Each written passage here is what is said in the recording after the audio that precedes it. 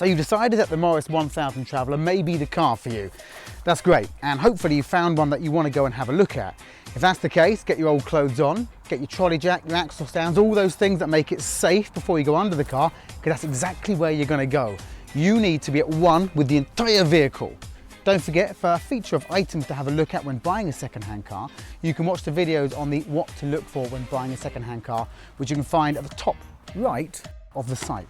As with all classic cars, the main enemy is rust. The Traveller is slightly different, as its main concern is wood rot. Travellers have a monocoque chassis, and the woodwork forms part of the structure. The car will fail its MOT if it's rotten so much that it weakens the frame. It is possible to have a new frame fitted, but it does cost a pretty penny. You can do it yourself, but as you can imagine, it's not easy. The long wooden rails below the sliding windows act as a water trap. Look for loose-fitting windows where water can seep in and sit there. Peeling lacquer and signs of moss are prime indicators there is water present and eating into the wood. Feel over the entire frame looking for cracks, soft wood, flaking lacquer and bad repairs. Look at the main areas where water will sit or run away. Ideally, the wood should be checked every year and treated every 2 years. You should find 2 tubular metal sections welded to the bottom of the car, roughly in the middle. These are your jacking points. Water just loves getting in there, and those little rubber stoppers are designed to keep water out, but it actually helps keep it in. If they're not there, they've fallen off or rusted away. If they are there, would you trust them? Up on top of the car, look along the gutters. These often go as water sits inside them. Pay careful attention to the joining strip over the roof. Any gaps mean water is seeping in. Look around the lights. Morris miners love a bit of rust around the lights, and the last thing you want are your headlamps falling off. Press down on the sills as well. If you hear a crunching noise, there's a chance of rust. For a better look, remove the step plate.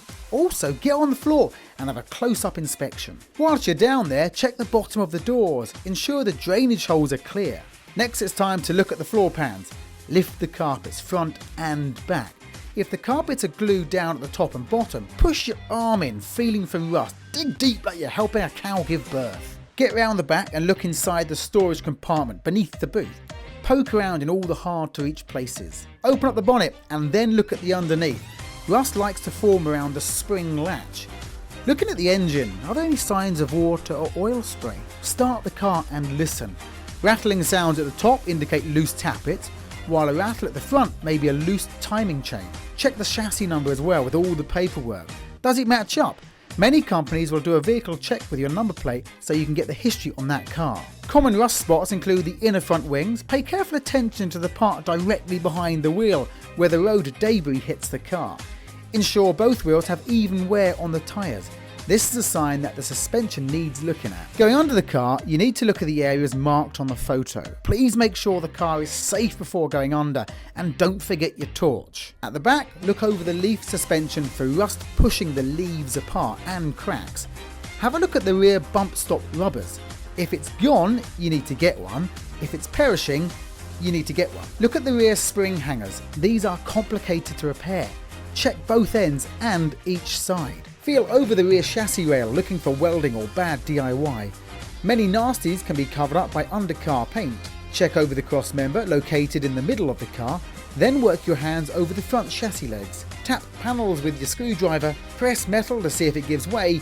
Just ensure the exhaust isn't hot whilst you're under there. Finally, have a look at the steering and front suspension. The stub axle trunnion assembles need regular greasing. Check the grease points are well lubricated. Stiff steering and lack of self-centering wheels are warning signs. If you are in any doubt, you can get a car looked over by a specialist.